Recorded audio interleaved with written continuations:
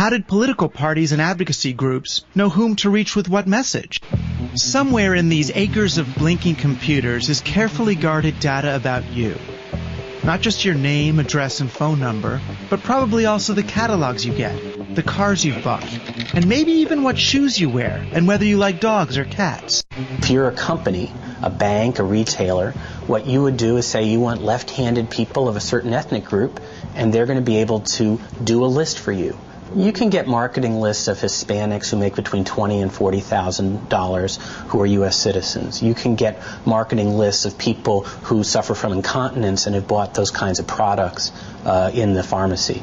You can get all sorts of things that can be very narrow. Of course, the prospect of finding the right audience at the right time is irresistible to politicians as well. I'd like to welcome everybody to the grand opening of the new headquarters of the Democratic Party of the United States of America. But if I want to sit at my desk, pull up on the screen the state of Ohio, and say who in Ohio says that education is going to be the number one issue they're going to vote on, 6 seconds later, 1.2 million names will pop up. I then have the ability to hit buttons and do telemarketing to them immediately, or to send emails to them immediately, send direct mail to them immediately, or actually send someone to their door to talk to them. One Democrat found narrowcasting just in time. John Kerry's victories in the 2004 Iowa and New Hampshire primaries were national news, but few knew the whole story of Kerry's stunning comeback. I'm really looking forward to campaigning in New Hampshire. Kerry tuned up new support. He was behind in the polls and couldn't find a way to reach voters through all that political noise. We're going to win. We're going to make this. But the Kerry campaign had discovered a way to identify and talk to thousands of voters who'd been turned off by political ads. Online overnight. It wasn't campaign workers who found them.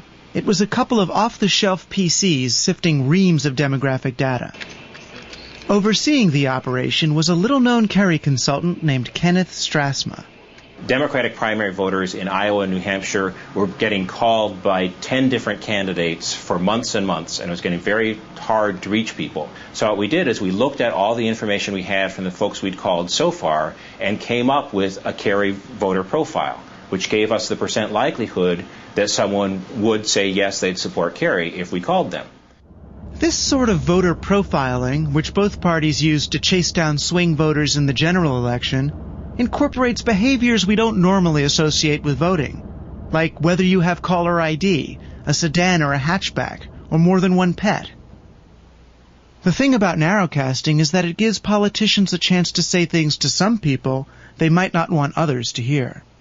You can take the most controversial message that maybe wouldn't work on TV, but still deliver it to the 20,000 people in a certain district who will respond favorably to it. Oh, absolutely. There are some of the biggest motivators in terms of issues are also the most divisive issues. On one end of the spectrum, you've got abortion rights, pro-life, pro-choice, and you've also got gun control and gun ownership rights.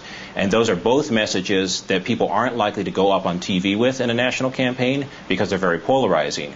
But there are advocacy groups on both sides who've gotten very good at figuring out where their voters who vote based on those issues are, and getting a message to those people without necessarily getting a divisive message to the whole electorate. Roy Barnes sold all us Georgians out. In 2001, President Bush's chief strategist Karl Rove conducted a series of experiments in narrowcasting for the GOP. The following year, the state Republican parties put Rove's findings into practice. In Georgia, they were used in a campaign to unseat a slew of incumbent Democrats. I mean, the flag did have something to do with it. The GOP used the incendiary issue of the Confederate emblem on the Georgia state flag to galvanize a select group of usually apathetic male voters. You mess with our flag, you pack your bag. Targeting their message door-to-door and through telemarketing, the team drove high numbers of rural males to the polls and delivered a Republican sweep.